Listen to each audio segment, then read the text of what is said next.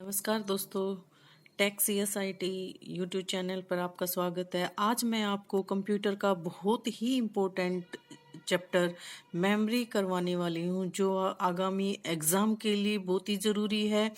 जो HSSC या अपनी आपको HSSC नहीं, बेसिक कंप्यूटर भी करना है तो भी आपका मेमोरी का जानना बहुत ही ज़रूरी है। तो स्टार्ट करते हैं।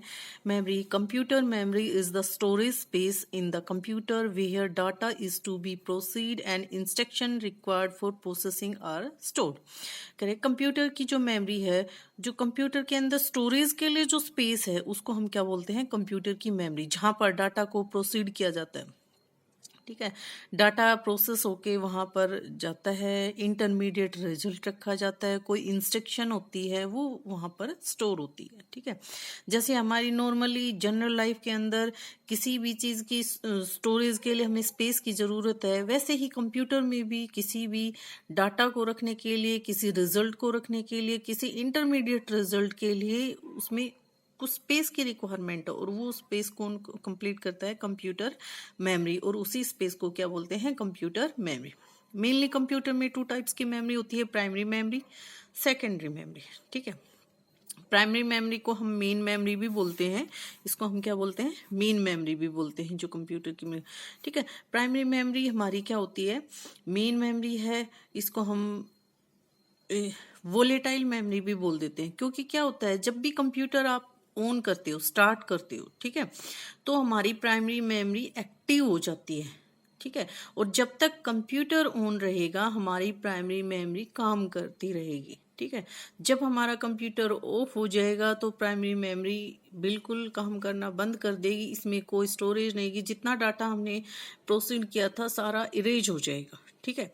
इसीलिए इसको तो मतलब कंप्यूटर की ऑन होने से और ऑफ होने तक जो मेमोरी काम करती है, उसको प्राइमरी मेमोरी काम करती है कंप्यूटर के अंदर। ठीक है। इसीलिए इसको कंप्यूटर की मेन मेमोरी भी बोला जाता है। तो इसमें हम रीड और राइट दोनों कर सकते हैं। CPU डायरेक्टली रीड और राइट ऑन दिस मेमोरी। ठीक है। और फिक्स मदरबोर्ड के ऊपर फिक्स होती है, टेम्परेरी होती है। टेम्परेरी इसीलिए कहा गया है क्योंकि इसका डाटा जब पावर ऑफ होगी कंप्यूटर की, तो इसका डाटा इरेज हो जाएगा, इसलिए हम इसको क्या बोलते हैं? Temporary memory. जैसे इसके टाइप है, फर्दर मैं आगे आपको करवाऊंगी, रैम और रोम। ठीक है। नेक्स्ट सेकंड है सेकेंडरी मेमोरी, जिसको हम परमानेंट मेमोरी भी बोलते हैं। जो मेमोरी मतलब पावर ऑफ होने के बाद भी हमारा डाटा उसके अंदर सेव रहे कंप्यूटर के अंदर। मान लिया फॉर एग्जांपल, जैसे हमने कोई फाइल बनाई है, ठीक है, हमने कंप्यूटर के अंदर सेव कर दिया, और सेव करके हमने पावर ऑफ कर दी कंप्यूटर की, तो हम मतलब नेक्स्ट डे आके हम उसको ऑन करते हैं कंप्यूटर को, और हमारी फाइल वहीं पे मिलती है। तो इसका मतलब हमने कहाँ पर सेव, वो फाइल कहाँ पर सेव हुई है? Secondary memory. बट जब आपने उसको कंप्यूटर को ऑन किया, उस फाइल को ऑन किया, तो कंप्यूटर क्या करता है? ऑटोमेटिकली उसको प्राइमरी मेमोरी में लोड कर देता है। ठीक है। तो हमेशा ये ध्यान रखना है कि जब कंप्यूटर ऑन रहेगा तो हमारी प्राइमरी मेमोरी एक्टिव रहेगी। ठीक है। बट अगर हमारा कंप्यूटर ऑफ हो गया और हमें मतलब सेव करनी है फाइल नेक्स्ट डे के यूज के लिए, तो हमें सेकेंडरी मेमोरी में वो सेव हो जाती है, ऑटोमेटिकली सेव हो जाती है, हमें कोई करने की जरूरत नहीं होती। जब हम सेव करते हैं, सेव Ctrl+S करके या जो भी है, ठीक है, तो वो सेकेंडरी मेमोरी के अंदर स्टोर होती है। ठीक है। यूज टू स्टोर प्रोग्राम और इंफॉर्मेशन, कोई भी प्रोग्राम या इंफॉर्मेशन को स्टोर करने के लिए जो होती है, it hold data till we erase it, मतलब जब तक हम खुद उसको डिलीट नहीं करते तब तक डाटा वो होल्ड करके रखी। जैसे एग्जांपल दे दी इसने, hard disk, CD, DVD, pen drive, flash drive, etcetera. ठीक है।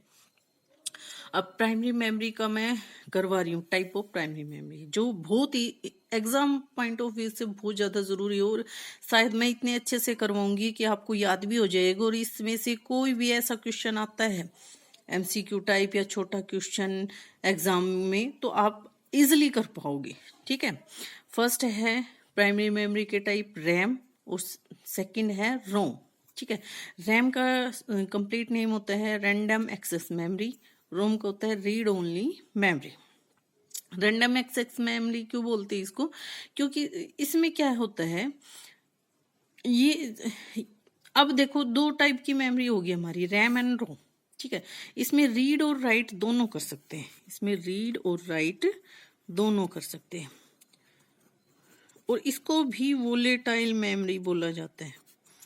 क्यों बोला जाता है? क्योंकि जो हमारा मेन काम होएगा कंप्यूटर का, मैंने कहा था कि कंप्यूटर ऑन होएगी ऑफ होएगी, तब तक जो मेमोरी काम करेगी वो हमारी रैम के अंदर होएगी, एक्सेस करती रहेगी हमारा डाटा। इस मेमोरी को हमेशा, मतलब जब तक पावर ऑन रहेगी एक्सेस करेगा हमारा डाटा इसको, ठीक है। तो इसके ऊपर हम रीड भी कर सकते हैं और राइट भी कर सकते हैं। इसके फर्दर दो टाइप है, डी रैम और एस रैम। डी को बोलते हैं डायनामिक रैम और एस रैम को बोलते हैं स्टैटिक रैम, ठीक है।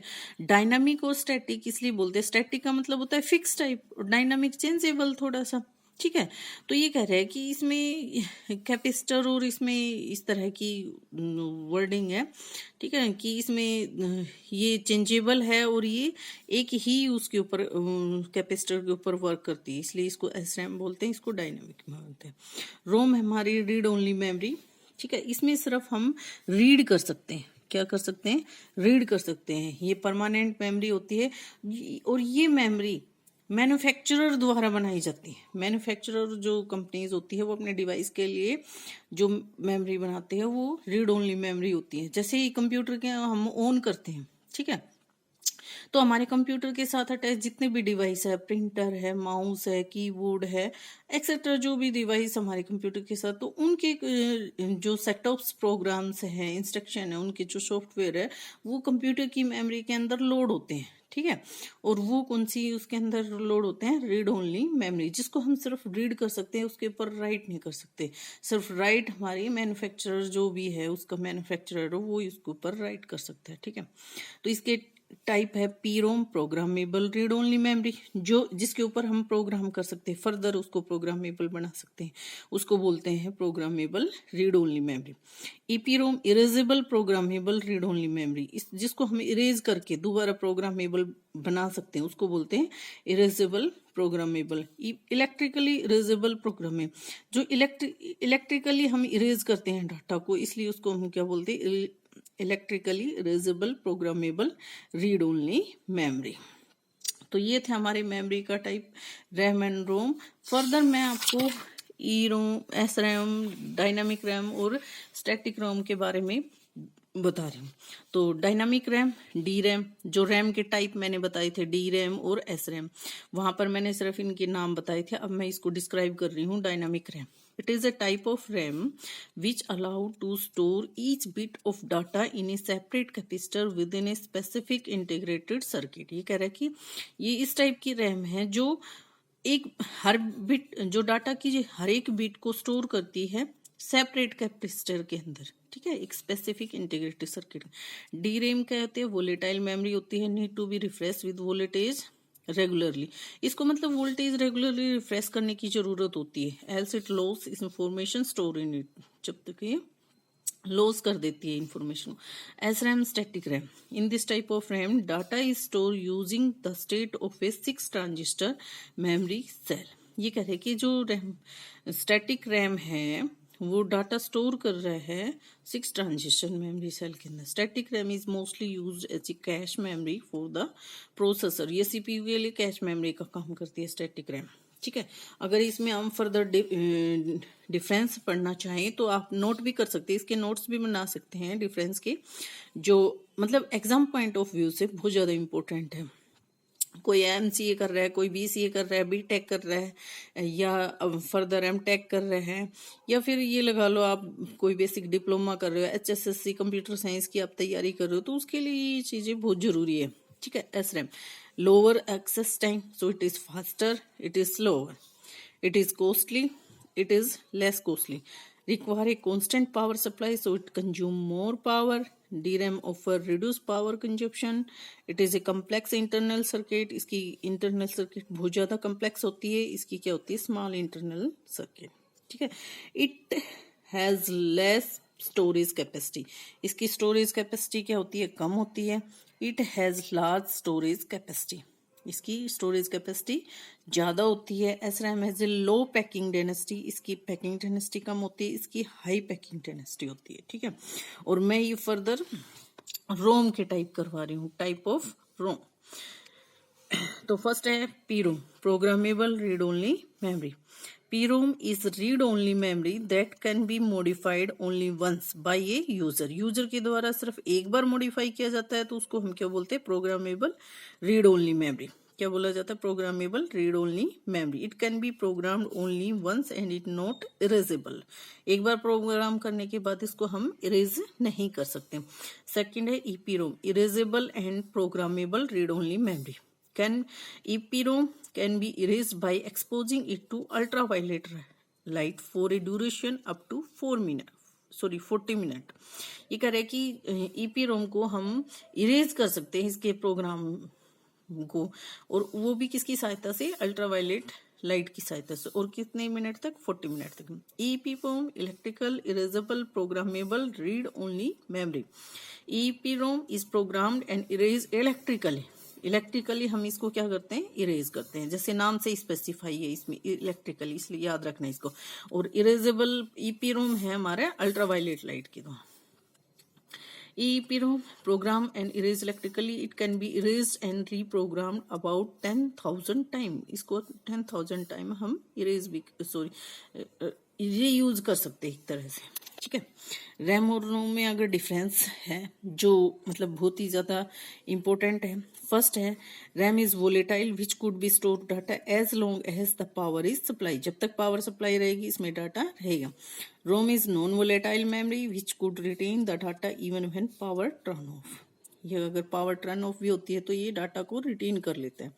Data store in RAM can be retrieve and Altered, मतलब इसके अंदर जो डाटा स्टोर होता है उसको रीड और राइट कर सकते हैं। रोम के अंदर हम सिर्फ रीड कर सकते हैं। स्पीड, इसकी स्पीड मेमोरी की ज्यादा हाई होती है, इसकी स्लो होती है। CPU can access data store in, इसके अंदर जो डाटा एक्सेस होता है उसको CPU एक्सेस कर सकता है। इसमें CPU इसके डाटा को एक्सेस नहीं कर सकता। इसका size with higher capacity, large size होता है, इसका स्मॉल साइज होता है, लो कैपेसिटी होती है, कॉस्टली पड़ती है, और रोम हमारी चीप होती है, मतलब सस्ती पड़ती है। तो ये था आज का हमारा टॉपिक। अगर आपको थोड़ा सा भी समझ में आए तो चैनल को जरूर सब्सक्राइब कर ले ताकि आगे आने वाली वीडियो की नोटिफिकेशन आपके पास पहुंच जाए। धन्यवाद।